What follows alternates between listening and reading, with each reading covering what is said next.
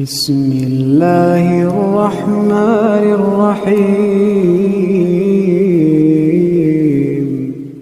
بسم اللہ الرحمن الرحیم۔ حضرت عائشہ صدیقہ رضی اللہ تعالی عنہ نے دریافت کیا، یا رسول اللہ،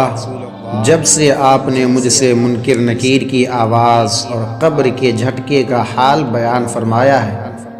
اس وقت سے مجھے کچھ بھی اچھا نہیں لگ رہا ہے، ایک ڈر اور خوف سا دل میں بنا بیٹھا ہے۔ تو آپ صلی اللہ علیہ وسلم نے ارشاد فرمایا، اے عائشہ، مگر تمہیں یہ بھی معلوم ہونا چاہیے کہ منکر نکیر کی آواز اہل ایمان کے کانوں میں بالکل ایسے ہی پیاری لگے گی اور محسوس ہوگی جیسے سرما عصمت آنکھوں میں خوبصورت لگتی ہے، اور مومن کو قبر اس طرح دبائے گی جیسے مشفق و مہربان ماں اپنے بچے کو اپنے گود میں چمٹا لیتی ہے، جبکہ اس کا بیٹا اس سے درد سر کی شکایت کرتا ہے تو اس کا سر نرمی سے دباتی ہے۔ مگر اے عائشہ، اللہ کے معاملے میں شکوک و شبہات میں پڑے رہنے والوں کا بڑا برا حال ہوگا۔